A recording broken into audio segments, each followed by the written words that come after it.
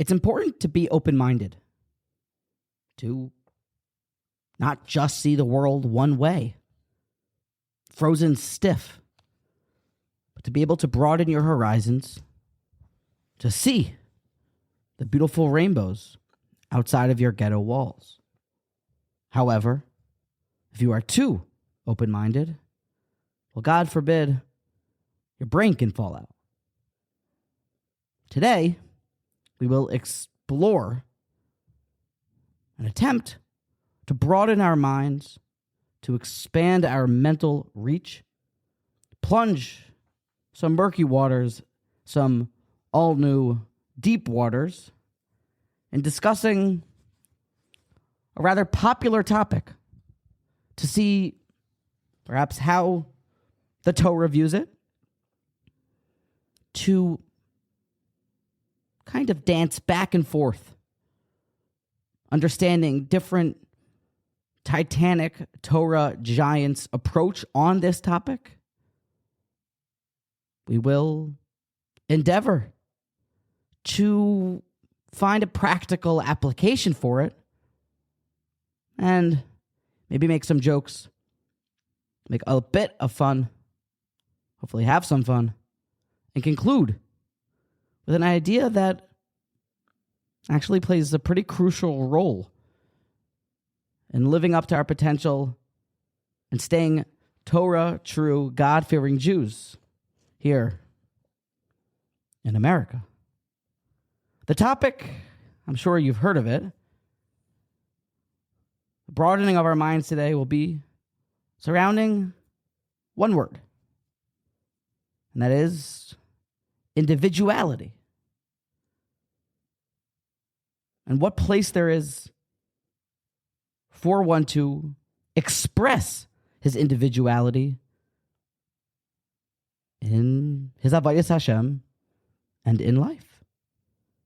It is a very popular topic. The world is obsessed with individuals trying to express their inner selves, to show off their singularities, to be a yachid, to feel special and different. Sometimes it goes too far, or perhaps sometimes it isn't honed and developed enough. It's an important topic because we must all agree to that same notion that we're all different. We all have different fingerprints. And it really is astonishing to think about how we all have the same body parts. And on the face specifically, there's maybe about 4 or 5 separate features that we have between eyes, nose, ears, mouth, some skin. But nobody looks the same. It's really interesting.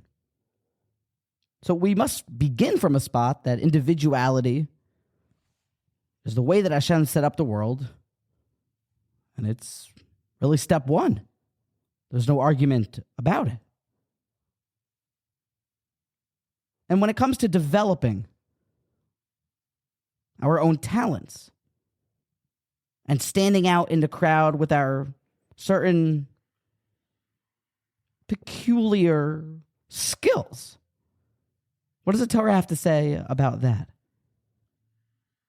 I want to begin with maybe throwing some propane on top of this already subtly burning fire. And that it may seem like individuality is kind of not something we're so in favor of in Judaism. If you just look around at society, you'll see that we all pretty much do the same things. We go to the same places at the same times, recite the same liturgy, learn the same texts, pretty much dress the same way. Where is the makom for individuality. So there's a source here in our Parsha, Parshas Vayechi, that really changes everything. This Or Hachaim HaKadosh, I was directed towards and came across it because of an interview that the great Rabbi Yaakov of Houston, Texas, conducted with a relative of his, Rabbi Shmuel Botnick. And Rabbi Botnick has long been studying the Or Hachaim HaKadosh's Pirush. He's a brilliant Talmud Chacham.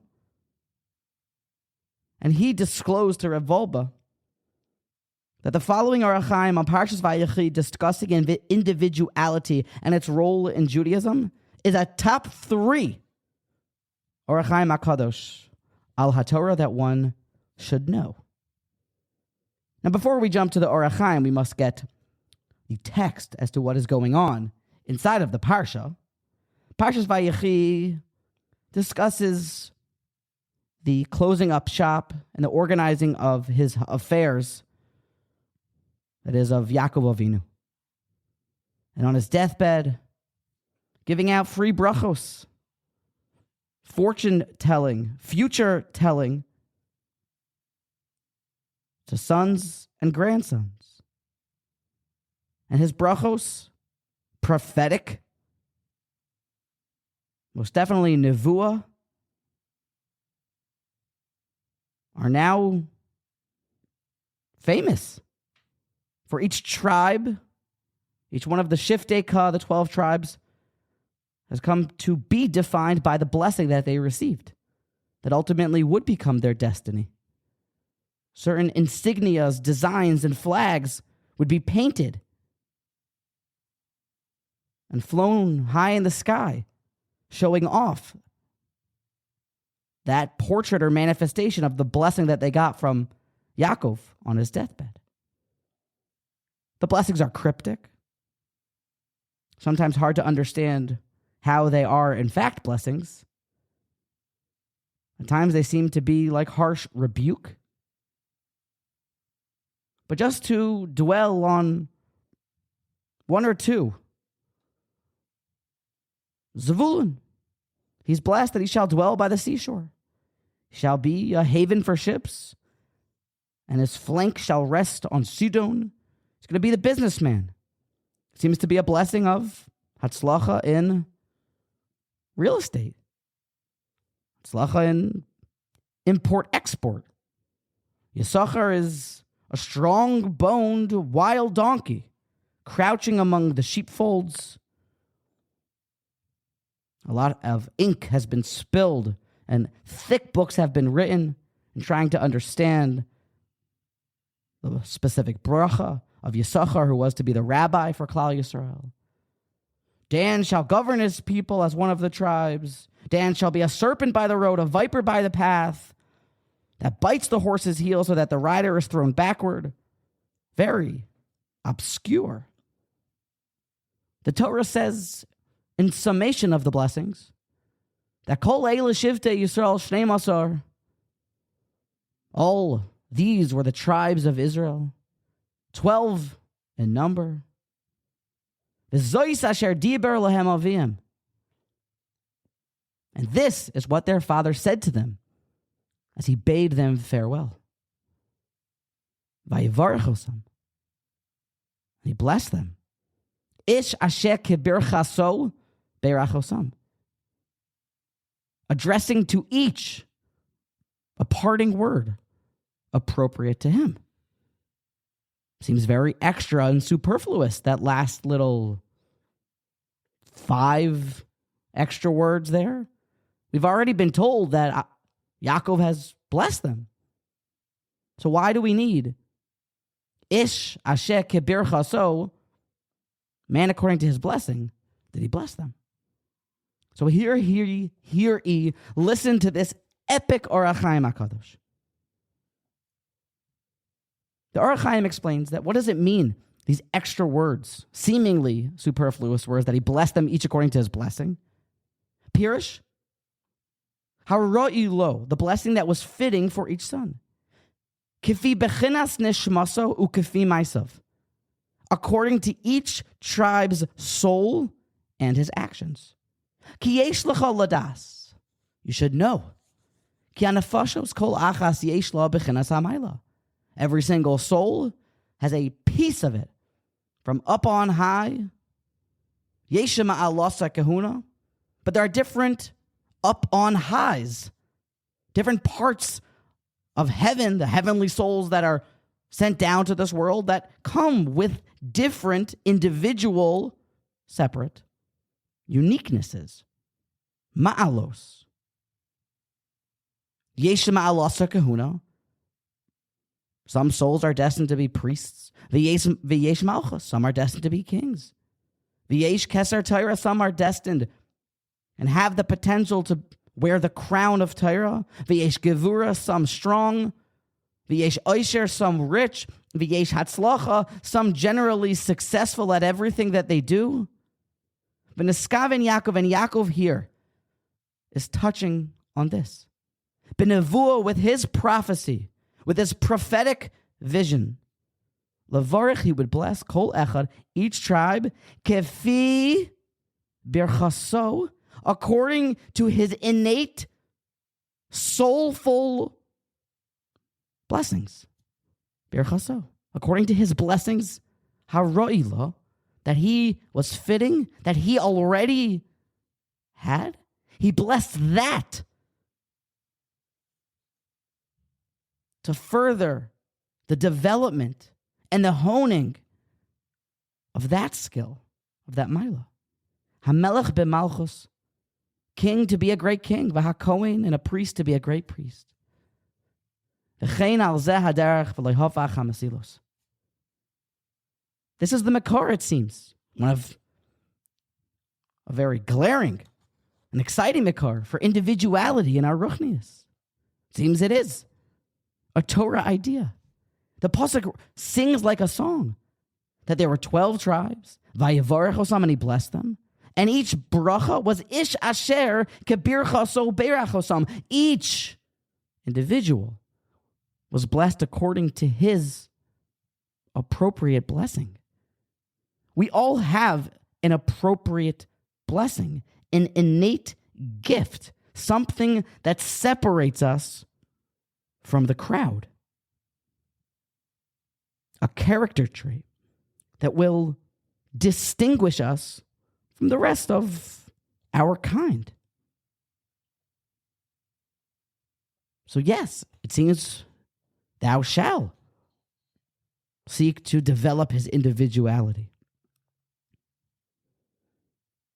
So how far does this go? What can we do to express our individuality? You will see some that will change their shirt from white to blue, blue to white, black shoes to brown shoes, to try to stick out and express their individuality, their specialkeit. But if we read the Or Hachaim HaKadosh, I believe it comes clear that it's not even expressing your individuality, because our own uniqueness is kefi bechinas nishmaso, according to our souls from up high, our gifts, our talents. So it seems to be a mistake to want to identify as or separate yourself in the realms of physical matters to stand out and promote your expressing of your individuality for we're trying to develop what truly defines us, our deeply rooted I, our neshama.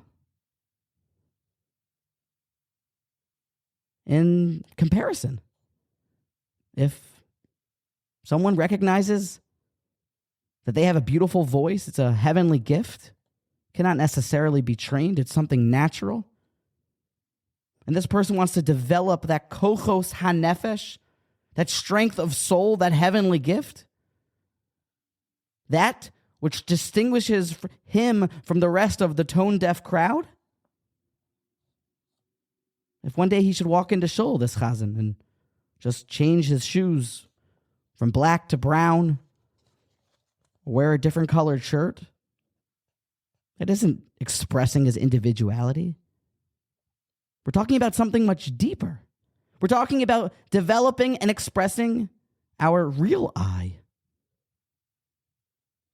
Those gifts that Hashem gave to us. That's the first idea in what it means to express your yichud, your own blessings, not our superficial blessings, not standing out with what color shirt we wear, but developing and expressing that little natiyah that God gave us in our soul that makes us special. One of the real champions of this idea of building your I, your ani, in Yiddishkeit, was and is and always will be the great Alter of Slabodka. He had a world-famous, supreme, keen understanding of his Talmidim. And the proof is in the pudding. Just look at the students that came through the walls, through the doorways of Slabodka Yeshiva. The likes of Rav Yerucham Levovitz, Rabbi Aaron Kotler, Rav Ruderman, Rav Avigdor Miller. Bushels and bushels, barrels upon barrels, towering Torah giants all came from this one institution. And the Alter was famously particular about this idea, about developing each bacher's kochos hanefesh. What is his heavenly gift? What the world would lack, both spiritually, or most definitely spiritually, if this person would not be on the world. And the Alter would push that Talmud to develop that, to bring it out. And because of this gift, such beautiful fruits. And of note is how different all of the different Talmidim that we have, all the different branches from the Eitz Chaim that was Slabodka Yeshiva. We have Telz and Ner Yisrael and Mir and Chaim Berlin, Lomje, Lakewood. Different approaches, all to the same topic. A development of the real individuality of the person. Now, the following story strikes a bit of fear in my heart to say, and it hits kind of really where it hurts, as you will soon see why. But one of the foremost disciples of the Alter of Slabodka was the great Rav Yerucham Levovitz. Now, if you've never heard that name before, Rav Yerucham Levovitz was the great spiritual dean and mashkiach of Mir Yeshiva during the Roaring Twenties. And he did for the yeshiva world what hardly anyone could imagine doing. He was this bridge between Kelm, Valozhin, and Rabbi Yisrael Salanter's Musar, and the Torah of Radin, and he bridged the gap to the Westerners, to the American Bachrim, now that after the war, flocking, leaving their homes in Brooklyn and going to yeshiva, going to Mir, Rabbi Yerucham would build them up, coach them, as a certain drill sergeant. And people would count their birthdays based on when it is that they met Rabbi Yerucham Levovitz, because they felt they were born again and their eyes were opened up like a brand new baby. And there was one specific episode which the Alter of Slabodka met Rabbi Yerucham Levovitz. I don't recall if Rabbi Yerucham went to the Alter or the Alter went to Rabbi Yerucham. But the Alter of Slabodka spoke to Rabbi Yerucham privately in a small little study a little room off of the base medrash, and people heard screaming coming from that room. And when the Bachram listened closely, eavesdropping, they heard the Alter of Slabodka scolding Rabbi Yerucham, yelling, giving harsh rebuke and criticism. And of note was Rabbi Yerucham standing there, listening, drinking in every word. Bystanders report how his head was in a way of hunched over, a listening ear, accepting everything. Ki derech chayim teichachas musar, the path to life is the accepting of rebuke. What was the rebuke that his Rebbe was giving him? The Alter felt that with all of the inspiration and the building up of the Talmidim, Rabbi Yerucham should put more of an emphasis in building up their yichud, their individuality. And not just, as the Alter said, my body trembles as I say it.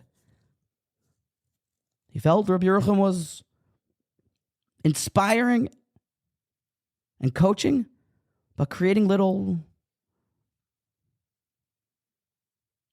clones of Rabbi Yerucham's godless, of Kelm's godless, little drill sergeants, little Musarites, without developing each Bacher's individuality. Now, kind of have a personal thing about the story. I kind of love the idea of being a part of an army that marches forth and kind of declares success and guarantees success. When one does go on their individual trailblazing path, it could be hard. But of note is the two separate Sefarim that make up the last chelik of Rabbi Yerucham's Sefarim. All the other Bereshis, Shemos, Vayikra, and Bamidbar is just one volume, but Devarim is two. And there's a whole lot in it about individuality and developing your ani. It's remarkable to see the subservientness that Rabbi Yerucham acted with in front of his Rebbe. And he began to fully embrace this approach. And these are giants in this story. But there definitely is some powerful takeaway. To serve Hashem the way only we can serve Hashem. To serve Hashem with our gifts.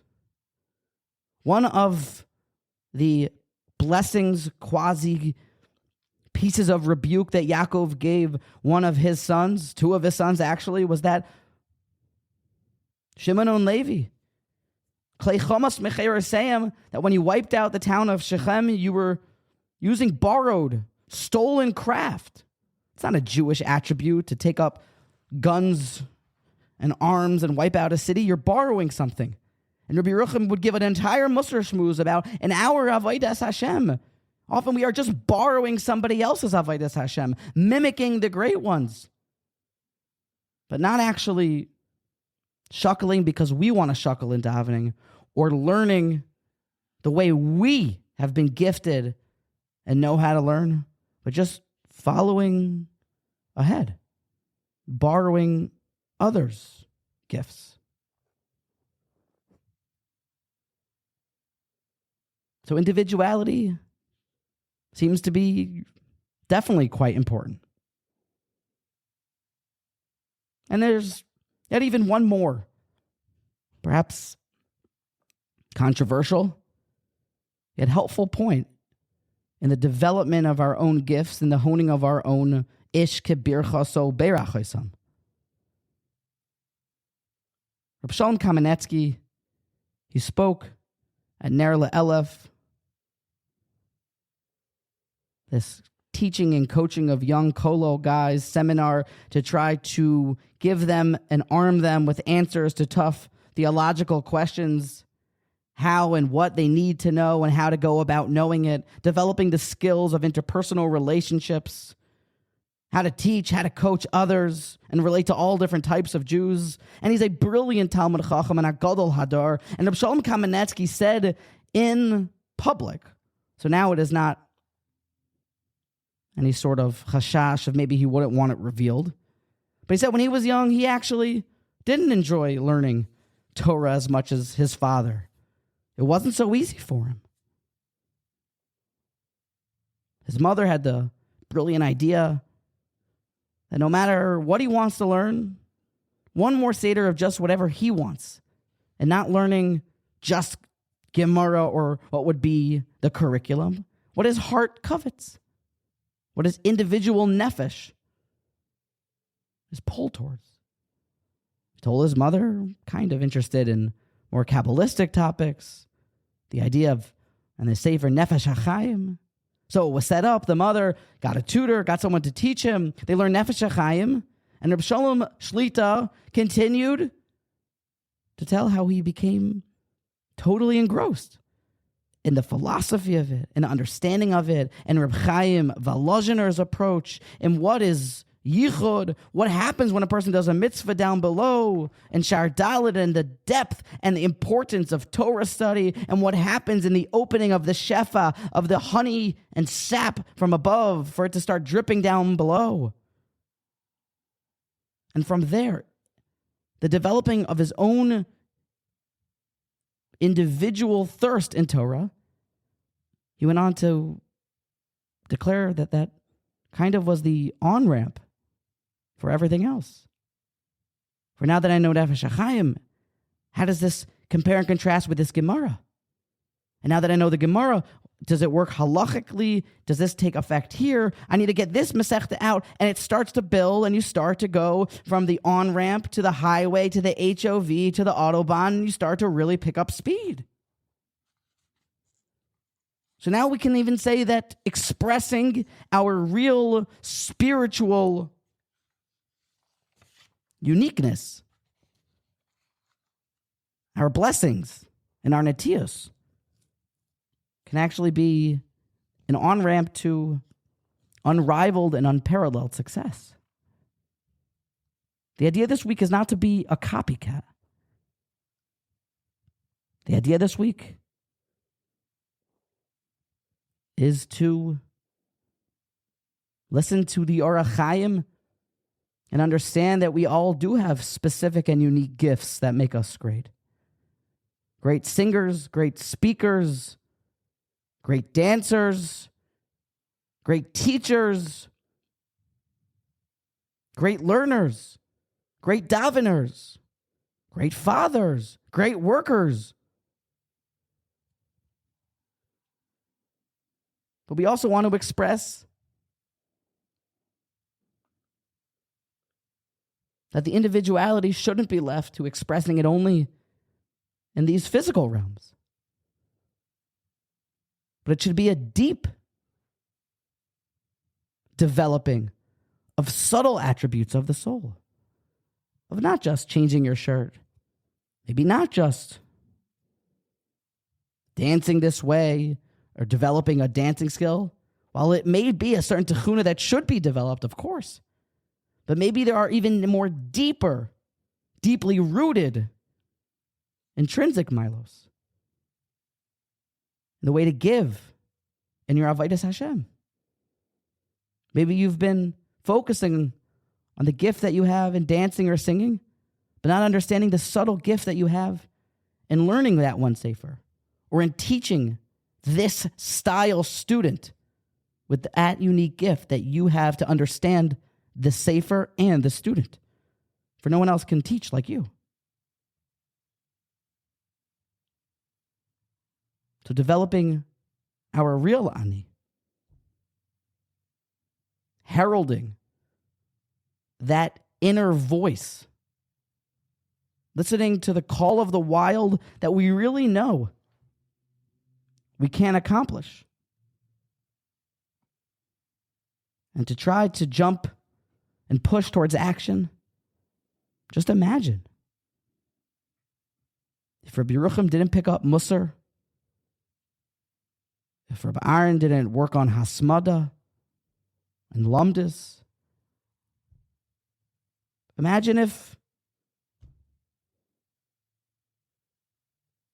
somebody that was a singer like Helfgott never worked on singing.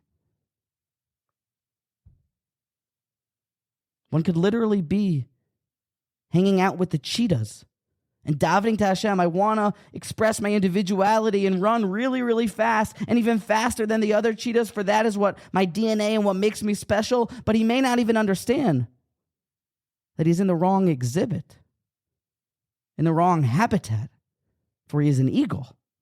And he has a more deeply rooted problem and gift that can be expressed. So yeah, there are 12 million Jews. Maybe we all dress the same, do the same things, act the same ways, daven at the same times. But that's not individuality. When you get to know each person and what their quest is in life, what their relationships are like, what their gifts are in their avodas Hashem, what their abilities are. Like all the different shvatim got their own definition and their own blessings.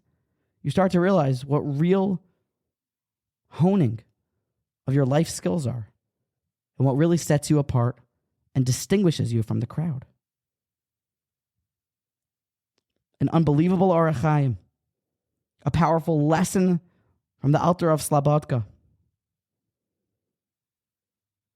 And it all comes back to this pasuk of Kol Eila Shiftei Yisrael Shneim Asar. These are the 12 tribes.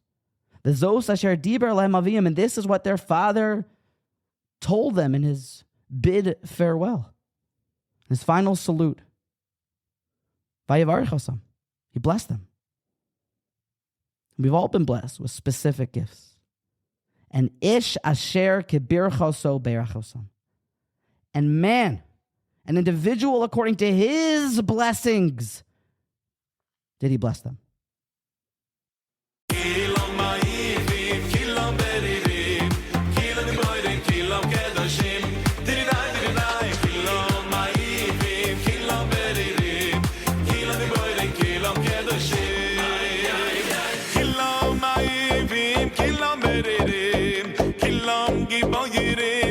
Kedoshim